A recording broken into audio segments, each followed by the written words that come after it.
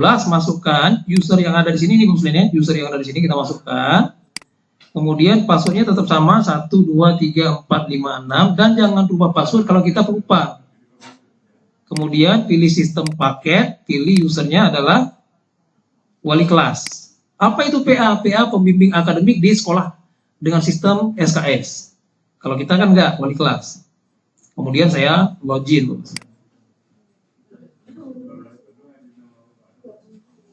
Oke, saya sudah masuk di akun wali kelas.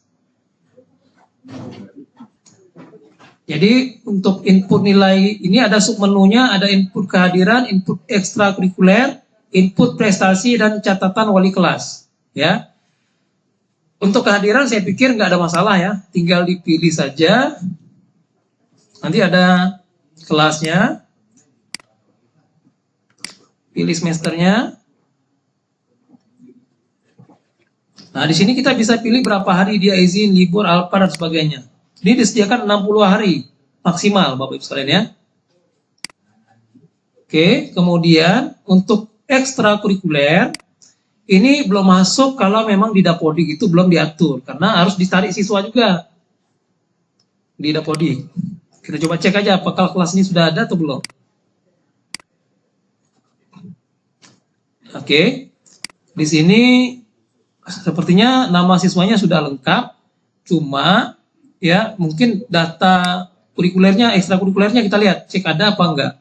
Ini jangan khawatir misalnya ya, data ekstrakurikuler ini akan bisa kita ambil kalau memang sudah disediakan oleh operator Dapodik. Kalau belum berarti minta di operator Dapodik supaya dimasukkan ke kelas.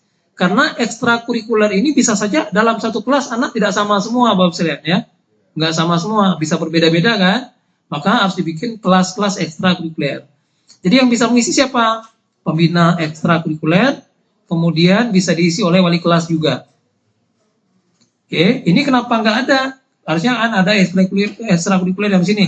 Kenapa belum ada? Karena belum dimasukkan. Jadi tinggal dimasukkan oleh operator, sudah beres nanti. Oke. Kemudian input prestasi. Input prestasi. Saya rasa ini penting Bapak Ibu ya, di SMA Musa pasti banyak anak-anak yang berprestasi di sini kan. Nah, tinggal tambahkan prestasi. Pilih siswanya. Jadi kalau prestasi kan tidak semua anak berprestasi, maka siswa itu harus kita pilih yang berprestasi. Misalnya siapa? Misalnya Helsinki misalnya. Jenis prestasi misalnya juara balap karung misalnya. Ya. Tingkat nasional, keterangannya apa misalnya. Diisi baru disimpan. Ini nanti di rapor akan masuk ke rapor. Ya. Di sini saya coba masukkan Helsinki juara apa? Juara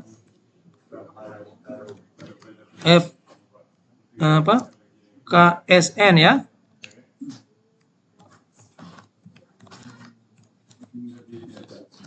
Misalnya juara KSN, juara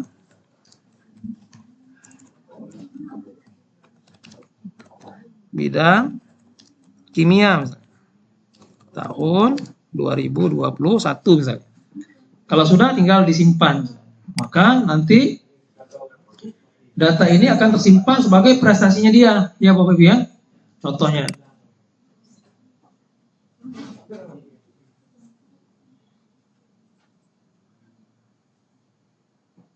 Oke.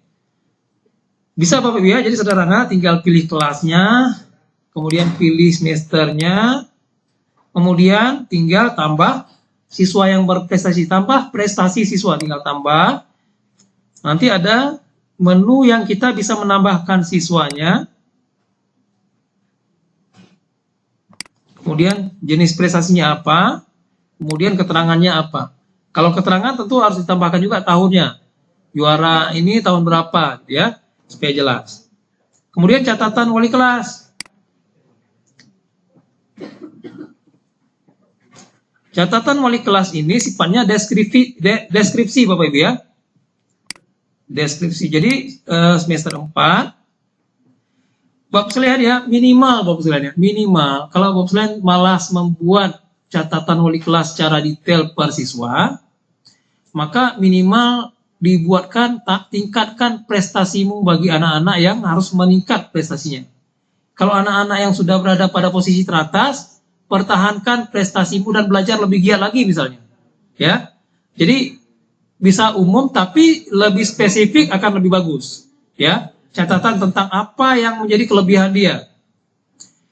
Yang jangan, ya saya menemukan ada sekolah yang menambahkan di catatan wali kelas ini adalah nilai-nilai yang bernada negatif, Ustaz. Ya, harus diingat bahwa rapor ini dokumen tentang apa yang terjadi pada diri siswa selama belajar di satuan pendidikan kita. Jadi ada satu sekolah yang membuat di catatan ini begini, ya, oleh gurunya gitu. Cukup kali ini ibu melihat kamu mencontek, kali lain ibu tidak ingin kamu melakukan hal yang sama. Kalau kita lihat kan Muslim, kejadian itu betul kan Bapak Ibu ya. Ada anak yang menyontek, dituliskan di sini betul memang. Tapi ketika dituliskan di sini ingat bahwa ini akan dia gunakan seumur hidupnya. Dia akan bergerak, nanti kemudian akan punya keluarga. Ketika dia mau ngajarin anaknya tentang nilai-nilai, anaknya tinggal tunjukkan, Pak, Bapak ngapain ngajarin saya? Bapak juga dulu kayak gini kan. Ini kan kurang bagus. Jadi catatan yang diberikan adalah catatan-catatan yang meningkatkan motivasi belajar siswa. Bukan yang melemahkan dia. Karena ini akan berdampak kepadanya ke depan nanti. Ya, jadi kalau ingin memberikan catatan, maka beri catatan yang sifatnya mendorong atau memotivasi siswa atau berkaitan dengan prestasi yang sudah dicapai siswa.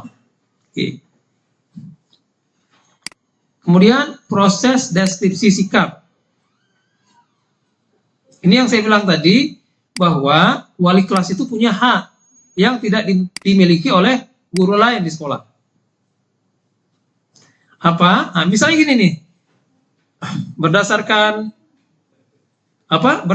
catatan dari guru-guru semua, masuklah kemari, ya, masuk kemari. Jadi catatannya terdiri dari 2 catatan sikap. Yang pertama sikap spiritual, yang kedua sikap sosial. Wali kelas bisa mengganti nilai sikap B dengan sangat baik. Ya, wali kelas bisa. Kapan bisa diganti? Setelah rapat Dewan Pendidik. Karena 1 minggu sebelum pembagian rapor atau setelah ujian semester atau ujian kenaikan kelas berlangsung, maka wali kelas duduk bersama guru-guru serumpun, ya, satu kelas, ya. Harusnya idealnya begitu, duduk membicarakan tentang anak-anak yang sikapnya ekstrim, ya, yang sikapnya ekstrim. Yang dibilang ekstrim yang mana? Yang ekstrim sangat baik dan yang ekstrim sangat tidak baik. Yang itu yang dibicarakan, ya. Misalnya, ya, menurut kita bahwa Akbar ini sikapnya dia sangat baik, selama ini santun, kalau ketemu dengan kita cium tangan atau ucap salam dan sebagainya. Ini kayaknya lebih pantas kita berikan sikap sangat baik, jangan baik. Oleh wali kelas bisa merubahnya. Daripada harus dirubah satu-satu oleh guru mata pelajaran, kan lama. Ada 15 orang, berarti 15 merubah, kemudian baru berganti nilai di sini, kan lama, makan waktu. Tapi kalau di wali kelas cukup ditanyakan ke guru yang di kelas, di dalam satu kelas, duduk rapat Dewan Pendidik namanya, membicarakan tentang anak per anak. Yang paling berperan yang mana?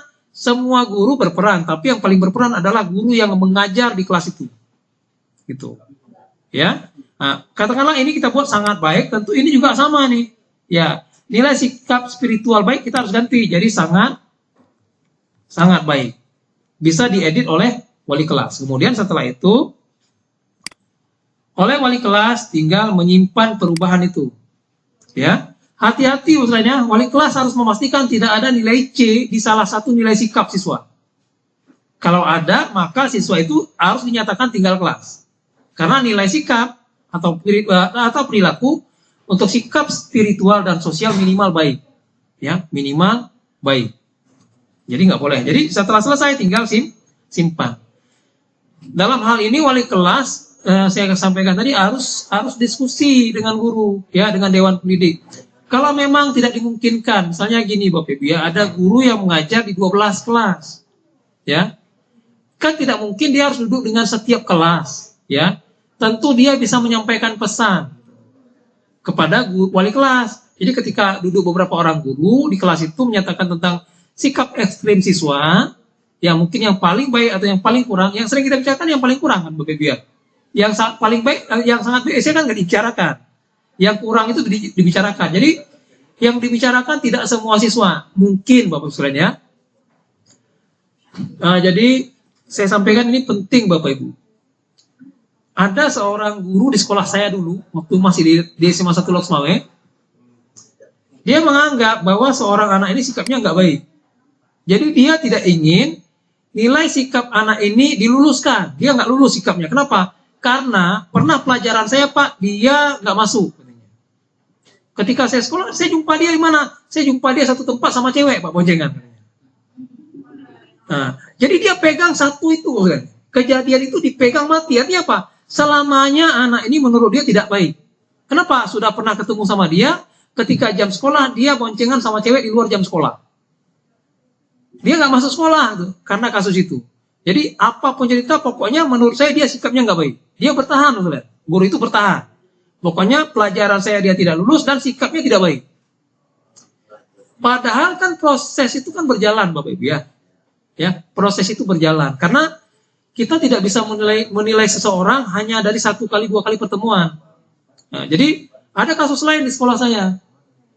Ada seorang anak yang selalu terlambat ke sekolah. Dan guru selalu mengingatkan, jangan terlambat, tapi besok tetap terlambat. Jangan terlambat, besok tetap terlambat. Kalau kita ambil kesimpulan bahwa anak ini memang pembangkang, ya Bapak Ibu ya, pembangkang, pemalas, memang tidak selalu terlambat sekolah. Gitu. Jadi ada guru yang penasaran, dicari informasi tentang dia. Rupanya pagi setelah subuh dia berkeliling ke kedai-kedai ngantarin kue yang dibuat oleh ibunya, karena ayahnya sudah meninggal. Setelah ngantarin kue, dia ngantar air pakai drum ke tempat orang jual ikan, Ustaz. Pakai gerobak. Jadi diantar satu-satu ke tempat yang jual ikan. Karena kalau dia berangkat pagi, yang jualan ikan belum sampai. Kalau dia berangkat, jadi waktunya masuk itu, nggak mungkin digeser lagi. Karena tukang ikan itu kan nggak langsung datang. Kerjanya jualan kue ibunya, kemudian ngantar ke kedai-kedai, jalan kaki, kemudian dia lanjut ke ngantarin air laut, bawa taruh di jerigen, bawa ke gerobak dengan gerobak bawa ke tukang ikan. Sekarang pertanyaannya, ini anak baik apa nggak atau apa anak nggak baik Ustaz? Baik kan harusnya Bapak Ibu ya. Cuma yang kita lihat adalah kehadirannya ke sekolah, maka dia jadi tidak baik. Padahal dia membantu menghidupi ibunya dan adik-adiknya di rumah. Tapi oleh kita, yang kita hanya melihat sepintas saja, kita berkesimpulan ini anak nggak baik. Nah, ini yang hati-hati, Ustaz. Saya menemukan beberapa anak yang seperti itu di sekolah saya. Ketika kita selami lebih dalam, ternyata ada masalah. Ya, ada masalah. Jadi, masalah dia itu bukan masalah harusnya. Ya, kita harus mengapresiasi, tapi karena kita hanya melihat kulit luarnya saja, kita simpulkan bahwa ini anak tidak baik. Karena sudah saya ingatkan berkali-kali, kamu tetap membangkang. Karena kalau dia pergi ke sekolah tepat waktu, menandakan bahwa tidak bisa bantu ibunya jualan kue. Tidak bisa bantu ngantar air ke tempat orang menjual ikan.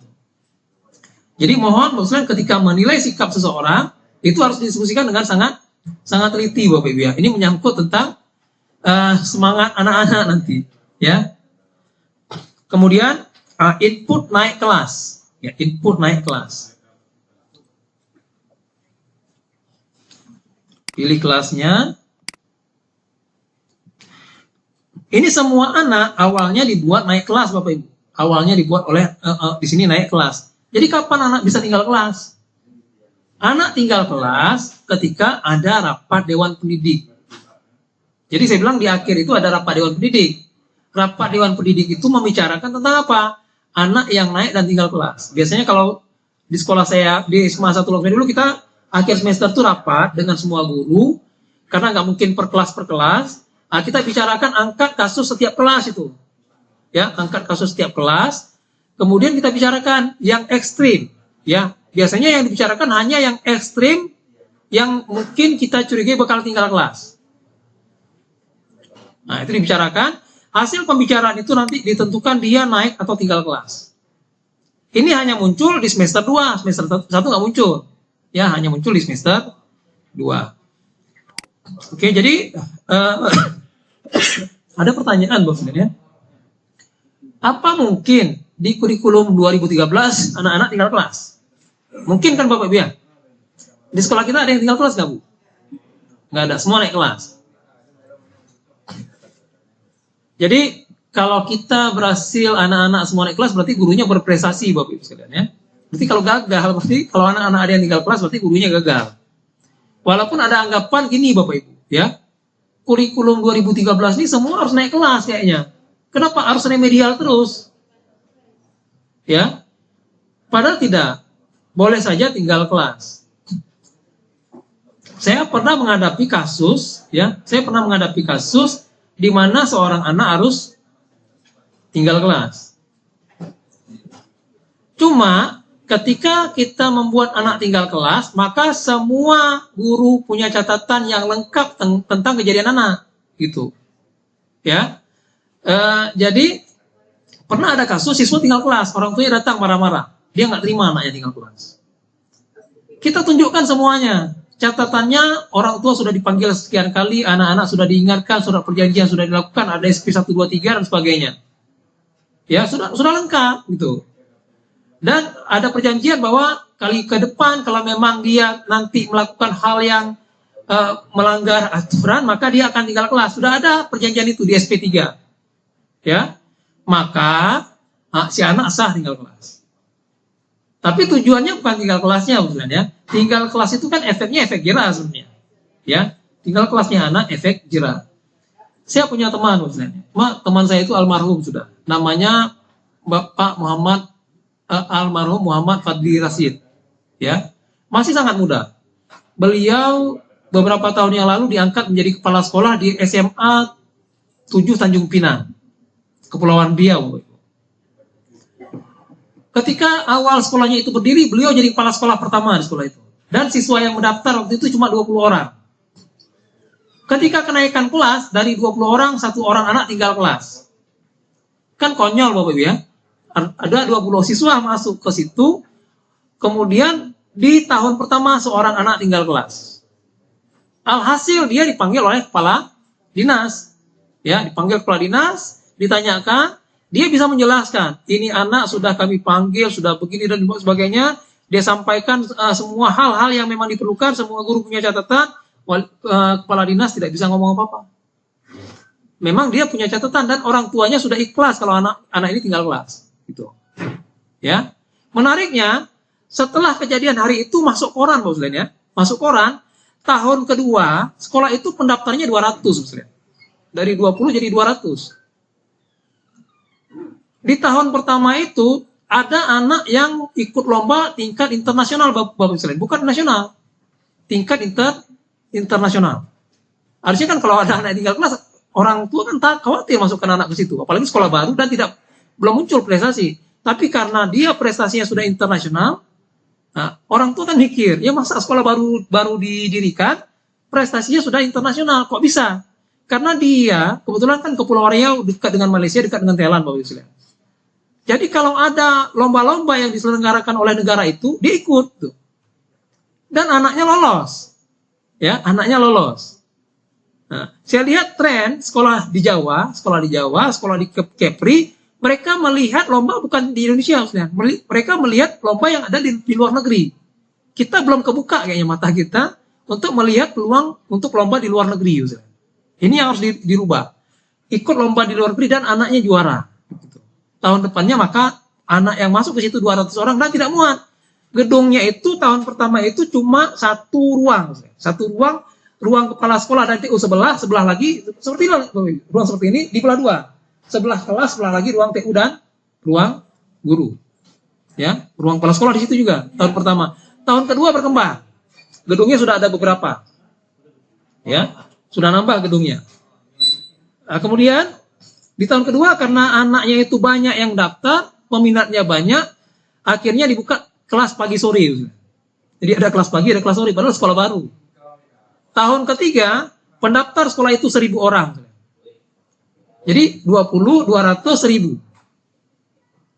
Jadi kan kita tanya, apa yang dilakukan oleh sekolah itu? Sekolah itu tahun pertama sudah menerapkan e-rapor, sekolahnya sudah digital, ya, dengan kondisi anak-anak yang dengan semua keterbatasan. Jadi saya ingat betul karena saya kalau misalnya dari kementerian pulang sering bersama beliau, ya.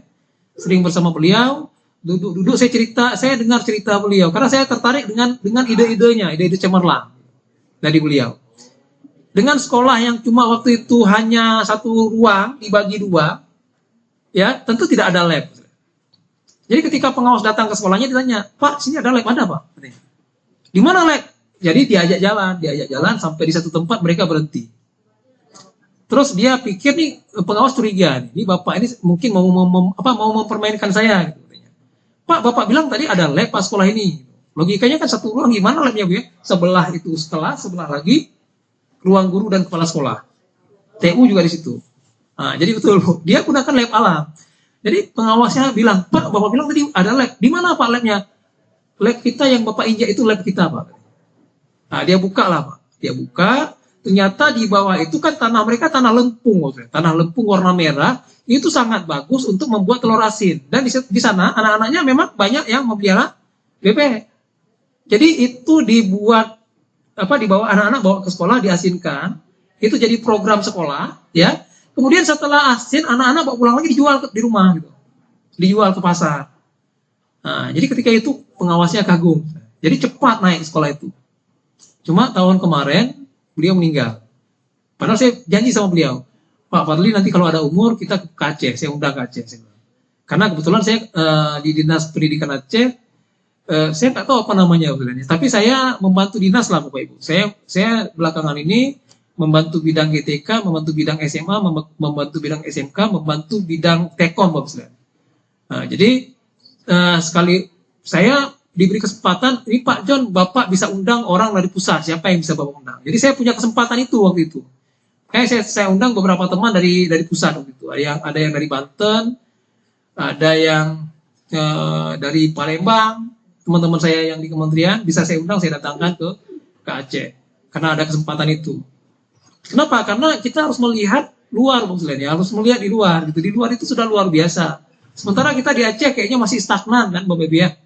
Nah, jadi ini harus dirubah. Ada satu lagi ide saya yang belum terkabul Pak Uslen untuk pendidikan Aceh. Saya kepingin ada sekolah itu yang membimbing anak-anak paling miskin Bapak Ibu. Syaratnya cuma satu masuk sekolah itu, miskin.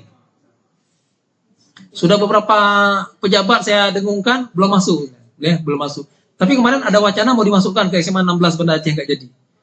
Ya, oke. Saya rasa itu mungkin sebagai inspirasi saja Bapak Ibu ya. Jadi, gambaran itu tentang naik kelas, tidak naik kelas. Anak tidak naik kelas itu tujuannya untuk efek jerah. Efek jerah buat dia dan mungkin pelajaran buat yang lain. Boleh nggak naik kelas? Boleh. Apakah itu jadi target? Bukan target, ya. Kalau memang diperlukan, ya. Tapi kalau memang ada pertimbangan-pertimbangan lain, ya mungkin bisa dipertimbangkan, Bapak. Oke, kita lanjut. Kemudian saya katakan bahwa wali kelas bisa ngecek siapa yang sudah kirim nilai dan siapa yang belum mengirim nilai. Di status penilaian, Bapak, diklik di status penilaian. Cuma wali kelas hanya bisa buka kelasnya saja, nggak bisa buka kelas lain. Nah, ini ketahuan Bapak Ibu ya. Ini PAI sudah, kemudian ada matematika Pak Junaidi juga sudah, ya lengkap. Ini biologi Bu Elvi juga sudah.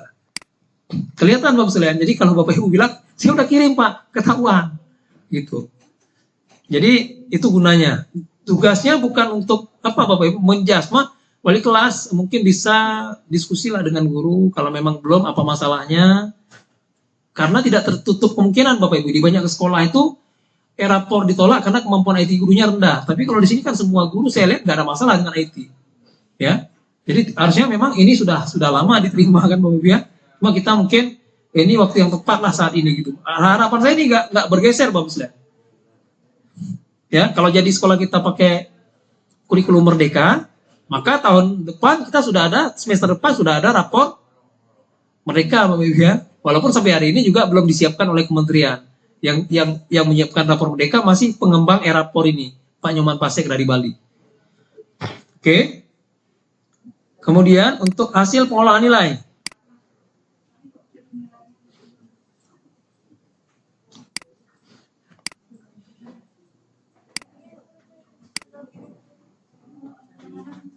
Ya.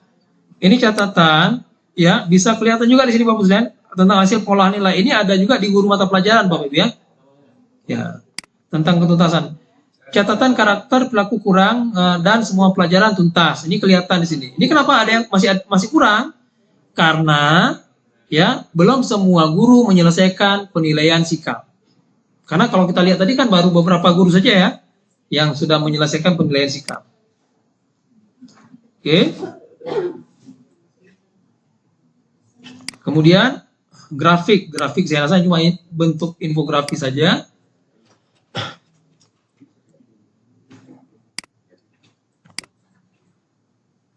Ya, oke. Ini akan sangat kelihatan kalau semua nilai sudah masuk Bapak Ibu. Kalau cuma baru beberapa nilai mungkin tidak terlalu kelihatan Bapak Ibu ya. Ini kan kelihatan ya. Jadi siswa itu juga kita tahu grafiknya gimana bisa ditunjukkan. Kalau orang tua datang kita bisa tunjukkan inilah kira-kira, karena kadang-kadang angka itu juga tidak bisa membuat orang gampang melihat apa yang terjadi di anaknya. Tapi ketika kita tunjukkan grafik, ini grafiknya loh. Ini kan besar-besar grafiknya karena pelajarannya masih sedikit. Tapi ketika pelajarannya nanti bertambah banyak, maka ini lebarnya akan berkurang sehingga akan lebih kelihatan. Ini grafik anak-anak.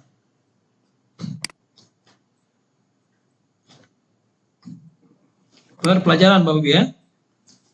Ini per pelajaran. Tadi yang umum ya.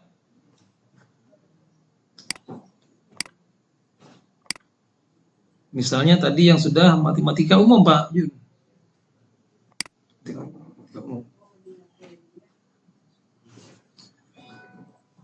Oke, ini grafik yang persiswa Bapak Ibu ya. Misalnya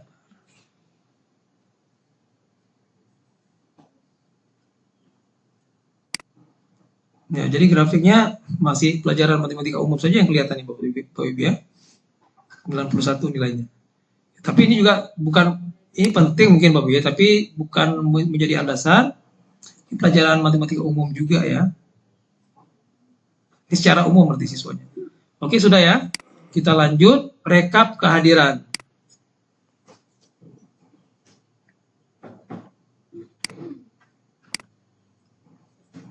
Nanti di sini akan tertera ya rekap kehadiran. Kalau misalnya, kalau saya nggak salah ini di 2 semester Bapak Ibu sekalian. Ya, bisa nanti digabungkan di 2 semester nanti atau cuma 1 semester. Akan muncul di sini ya untuk melihat kehadiran siswa yang sudah kita input. Kemudian cetak leger dan rapor. Ya, ini cetak rapor itu bisa sekaligus bisa per siswa. Jadi saya ulang tadi pilih cetak rapor, kemudian kita cetak rapor tanpa setting. Kalau tanpa setting dia berarti menggunakan kertas A4. Ya. Kemudian cetak tanpa setting kertas. Oke, terapkan kertas. Pilih kelasnya. Pilih semesternya. Nah, ini misalnya di kelas 10, ini kelengkapan rapor itu ada di kelas 10. Ya. Kalau Bapak Ibu klik di sini, maka kalau ada 30 siswa, maka ke 30 siswanya itu akan muncul data pribadi siswa. Data siswa itu. Di kelas 11 nggak usah lagi. Ini digunakan di kelas 10. Jadi kita nggak perlu ngetik lagi. Wali kelas tidak lagi ngetik data siswa. Kenapa? Sudah diketik oleh operator. Jadi saya tunjukkan satu misalnya. Ini Alia. Ya. Ini kalau kita per anak bisa saja langsung sekaligus. Ini data tentang rapor ini ada di sini semua nih. Sudah kelihatan. Jadi kita nggak usah lagi ngetik satu-satu. Cuma pastikan bahwa data ini sudah lengkap. Jadi wali kelas ngecek dulu. Karena ada data-data yang diperlukan kan belum lengkap. Seperti ini kan, ada yang mungkin belum diisi. Tolong diminta diisi Bapak Ibu ya. Karena dia ngambil data dapodik ini. Itu yang pertama. Yang kedua, kalau Bapak Ibu sekalian ingin semuanya tampil. Kalau tadi kan satu-satu. Kalau sekaligus semua, berarti ada 30 orang tampil. Tinggal klik di sini. Ini semua anak yang dalam satu kelas itu akan tampil data pribadinya. Tuh. Ini anaknya, semua anak muncul di sini. Ada 30 orang, maka 30 orangnya tampil. Jadi ada 100 berapa halaman ini? Ada 181 halaman, ya. Oke. Berikutnya nilai, ya nilai. Kemarin ada kasus kata nilai tengah semester juga bisa kelihatan di sini Bapak Ibu ya. Ini rapor, nilai tengah semester juga ada di sini. Untuk nilai rapor di sini Bapak Ibu ya, nilai rapor juga bisa di sini. Caranya gimana? Kalau Bapak misalnya ingin satu persatu bisa diklik di sini. Ya, ini satu persatu. Jadi sudah ada nilai sikap di sini. Ya, sudah. Ini sangat baik karena saya tadi buat sangat baik ketika saya rubah tadi ya di wali kelas, maka berubah. Kemudian nilai yang muncul adalah nilai pelajaran yang sudah diisi penuh, sementara nilai pelajaran lain kosong.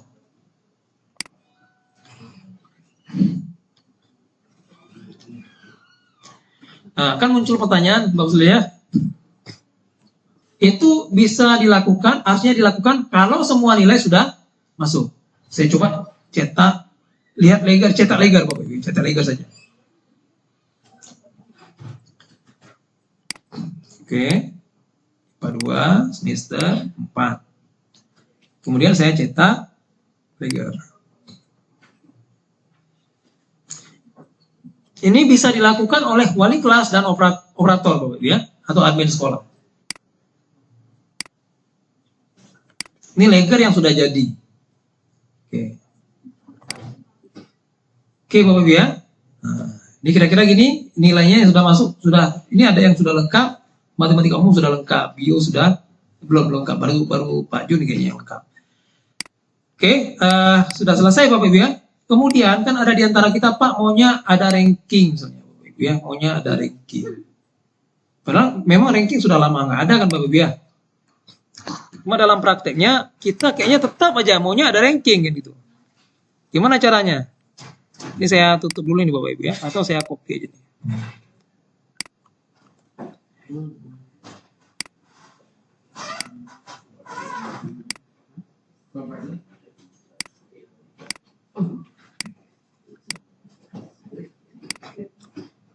Ini saya hidden dulu. Gimana caranya kita membuat ranking siswa Bapak Ibu ya? Ini saya hidden dulu ya. Saya kadang-kadang juga suka lupa nih rumusnya Bapak Ibu ya. Kan kita sudah punya nilai rata-rata nih Bapak Ibu ya. Nilai rata-ratanya sudah punya nih. Oh, kalau kita mau ini nilai rata-ratanya di rata-rata lagi karena kita ngambil 2 rata-rata misalnya. Ya. Nah, ini saya tambah lagi nih. Nih. Nah, misalnya rekap rata-rata.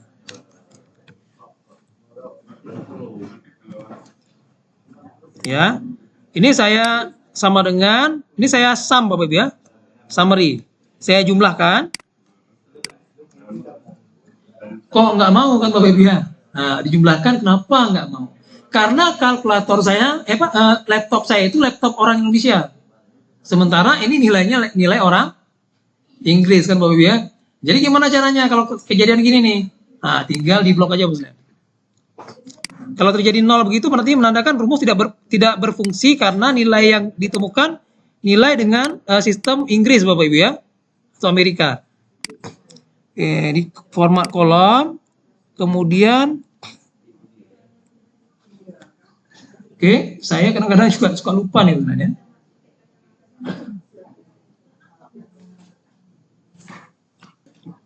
Sama dengan kita ketik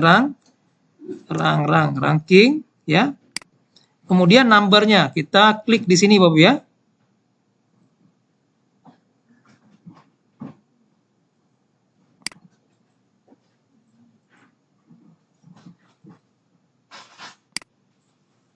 Sampai kemari.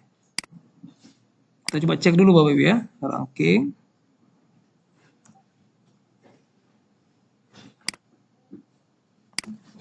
Kemudian ini kacau ranking. Tadi cara gimana Bapak Ibu ya? Saya hapus ya. Pertama untuk ranking sama dengan kita pilih ranking, kemudian klik di sini ya. Kemudian tanda tergantung apa. Di sini dia mintanya titik koma. Maka saya bikin titik koma. Kemudian klik semuanya gitu. Blok semuanya. Oke, sudah ya.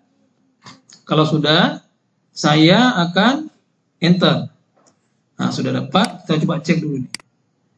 Ranking 9, ini juga saya klik di sini. Nah, oke.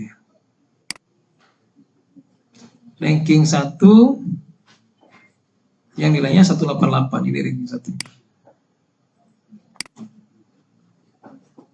Oh, oke, ini ada masalah kayaknya. Ini karena ini 1 juga nih kan, 178 kan. Nah, kayaknya kita di sininya di sini taruh pagar nih.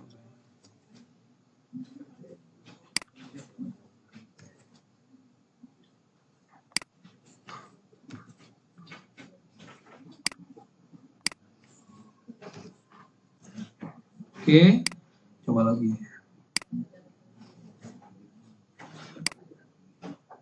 Nah, ini sudah aman. Berarti tadi di sini masalahnya kita lupa menambahkan tanda dolar di kiri kanan dari ini karakter ini, Bapak Ibu sekalian. Nah, ini sudah dapat rankingnya. Walaupun ranking ini tidak harus ada, Bapak Ibu ya, cuma di kelas kita diumumkan ke ranking di sini. Diumumkan. Jadi daripada harus satu-satu dilihatnya kan Bapak Ibu ya, bagus kita pakai rumus tadi kan, langsung ketahuan. Biasanya gimana Bapak Ibu?